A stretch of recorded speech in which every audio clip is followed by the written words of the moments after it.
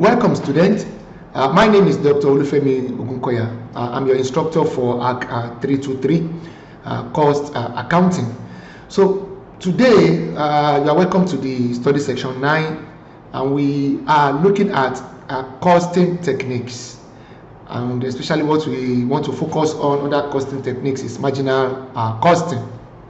So we'll look at the differences between marginal costing and absorption costing. We also look at income determination under absorption and marginal costing. We also look at and explain the concept of sunk cost. So these are the things basically we'll be looking at during this session. So thank you for joining me. So as a way to introduce this topic is to say that in taking short-term, medium-term, or long-term decisions, management of organizations in both the public sector and the private sector of the economy must adopt some tools that would aid better decision making for the achievement of the organizational goal. Okay, so in accounting, so there are many tools to be used in guiding effective decision making by management. Okay, so two of the most popular decision-making techniques are the marginal costing and the absorption costing. There are two decision-making techniques. So whatever calculation you must have done or we are going to do, there must be a decision, okay, whether to either recommend or not recommend, or no. There must be something to decide on. So the two techniques are expected to be appropriately used in the short-term tactical managerial decision-making exercise that would amount to efficient management of the resources of the firm in terms of production and also the income, profit, and the wealth. So let's look at the concept of marginal costing and absorption costing, and now look at the differences in particular. Okay, so marginal costing has been described differently. So for example, in some countries, marginal costing is common in UK and other countries in the European continent, while the expression like direct costing or variable costing is used in the United States. So, but the marginal cost, is derived from the word margin, which is a well-known concept in economics and economic theory. So it's described in a simple word as the cost which arises from the production of additional increment of output. Okay, and it does not arise if the additional increment is not produced. So the extra cost incurred as a result of the extra production of or additional production of output is what we call marginal cost. So the marginal cost shows the cost of additional units of product or service produced in any production process. So that is why it's derived from margin or marginal. So marginal cost will be synonymous with variable cost, that is prime cost and variable overhead in the short run, but in a way it will include fixed cost in planning production activities over a long period of time. Okay, so marginal costs are related to change in output under a particular circumstance. So marginal cost therefore is about costing of additional cost or service on its merit without relating to the general cost being incurred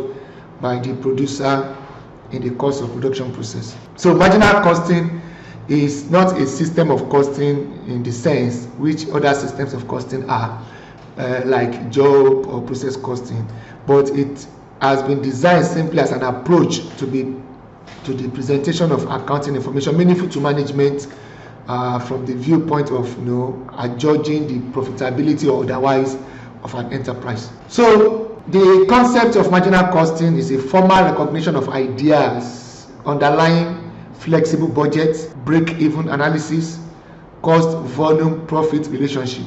Okay, so it is the application of these relationships which involves a change in the conventional treatment of fixed overhead in relation to income determination. So the concept of marginal costing is based on the important distinction between product cost and period cost. So the former, product cost, being related to the volume of output, while the latter, period cost, is the period of time rather than the volume of output. So having said that, I think it's important at this juncture to look at absorption costing. So absorption costing, on the other hand, is the technique of costing that is used in preparing income statements to ascertain the results of operations of private and public sector organization. So the term absorption is about absorbing the general overhead or fixed costs, the general overhead costs being shared to all the units of products or services produced to ascertain the total cost of production per unit rather than the volume, rather than the total variable or marginal cost per unit. I think that is we are gradually getting the distinction. We'll come there anyway. So absorption costing therefore is about costing a product or service with due regards to all the cost elements involved in the production process, and so appropriate apportionment is to be made for indirect costs to be incorporated into the total cost for each unit of product or service produced. So the difference between the two, let's mention a few. The major difference between marginal costing and absorption costing. In the marginal costing, like we said, is the technique for costing that considered fixed cost as a period cost. So irrelevant when taking decision to the total cost of production to be compared against its benefit for the determination of its profitability. So it is conceptually, marginal costing is conceptually about variable or direct costing. So absorption cost, on the other hand, is about appreciating all cost elements that are essential for production and sales. It is about determining the total cost at all levels of production. So the two techniques also are used in preparing income statements. The second difference is in the determination of the cost of closing stock, where absorption costing recognizes total cost per unit to be multiplied by the closing unit to get the value of the closing stock. The marginal costing recognizes only the total variable cost per unit for that purpose, as all fixed costs, whether production, administrative, or selling costs, must have been covered by contribution margin. Must have been covered by the contribution, yes. So the third difference is in the initial profit shown under each of the two techniques. So while absorption costing income statement first show gross profit before net profit, and so on. So marginal cost, on the other hand, income statement first show contribution margin, which is the difference between the sales and variable cost. So the difference between sales minus variable cost, that is sales minus variable cost, is your contribution margin. Okay, and this shows that unless where all the inputs produced are sold, the two income statement will not amount to the same level of profit at the initial stage. So we can just take that. The basic equation, advantages and limitations of marginal costing. So we can look at the equation from two angles. Contributions can be looked from two angles, either as a total of fixed cost and profit, or as the difference between sales and variable cost. So the simple equation there is that your contribution equals to sales minus variable cost. Okay, that's one way. Another way is to say your contribution minus fixed cost now will give you the profit. So, and sales at break-even point is your fixed cost times your sales. Okay, so when you subtract variable cost from sales, it gives you your contribution. So the advantages of marginal costing are constant in nature, facilitating cost control. It is constant in nature, it facilitates cost control, simplicity of overhead treatment, basis for pricing and tendering. Marginal costing is better and logical. It also aids profit planning, and it also have realistic valuation. So the limitation of marginal costing include difficulty in the analysis. There could be lopsidedness in the emphasis of contribution, variable cost, and the rest. The difficulty in application too is also limited in scope and inappropriate basis for pricing. So we'll look at income determination, okay, under absorption costing and marginal costing, which we have also mentioned earlier.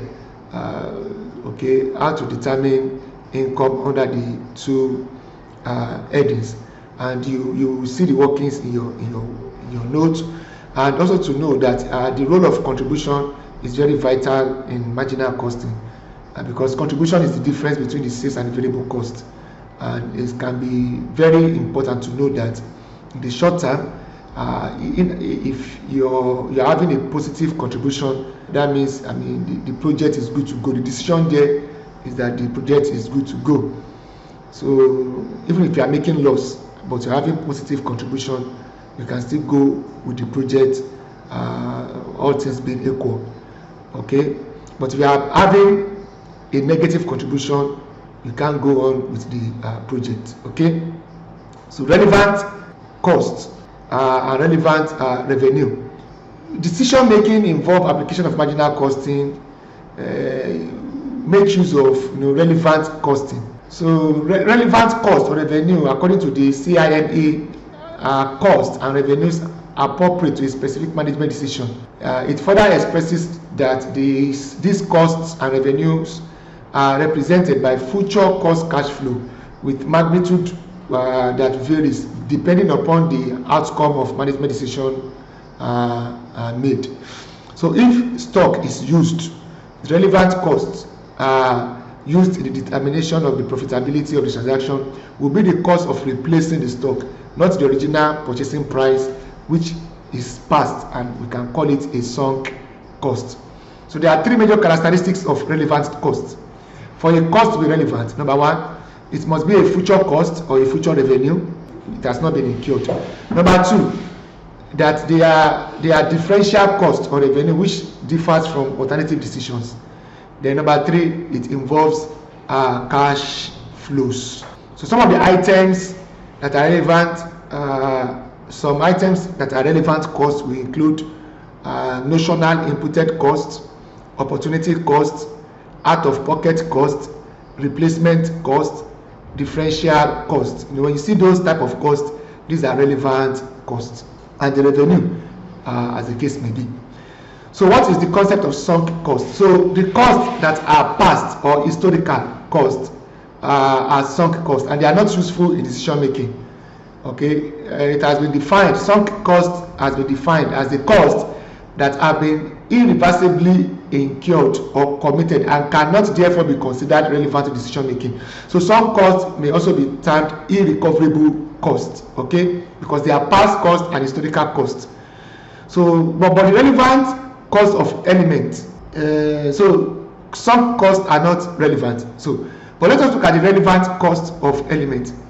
We have relevant cost of material, relevant cost of labor, okay, and we should also know that in doing that, a company may be able to use the following basis for computation, such that you can either make a decision whether to buy or make a product. So let us look at the make or buy decision. So areas where we can adopt marginal costing is: should we make a product or should we buy the product? Should we internally manufacture or should we outsource? Okay. So this type of situation arises when the manufacturer is faced with a decision whether to manufacture one of its components in-house or buy such components outside.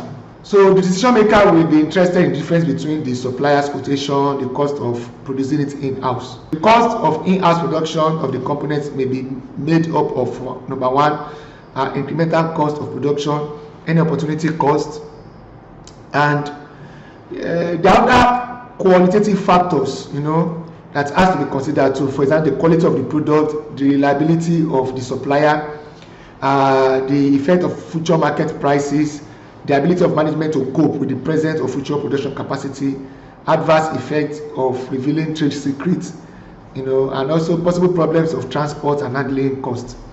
So the way to decide the decision criteria is that if the outside supplier quotation is greater than the total variable cost of producing the component in-house, then the component should be manufactured in-house.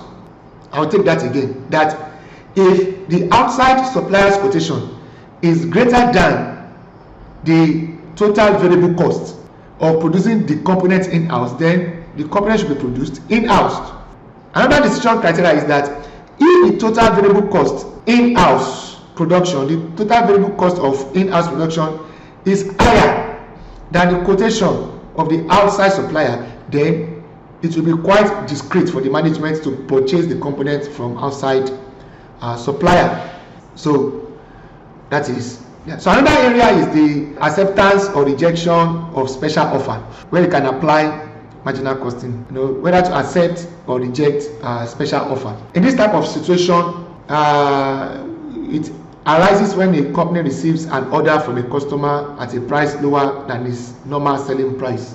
So when a company receives an order from a customer and the price is lower than the normal selling price, the company, if working below capacity, would be advised to accept the offer after taking into consideration the marginal cost of its production. Therefore, if the answers to the following questions are in the affirmative, if they are yes, the special price quoted by the customer should be accepted. For example, does the price quoted by the special customer cover the marginal cost of production? If yes, then take the offer. Then does the company have excess capacity? Is that okay? So that is what you can get under the acceptance or rejection scenario under marginal costing. So marginal costing and pricing decisions is the issue that is very, very important for us to understand for decision making. Decision making can be enhanced if we have marginal costing principles. So thank you very much for listening to and watching this session. You have been a very fantastic student.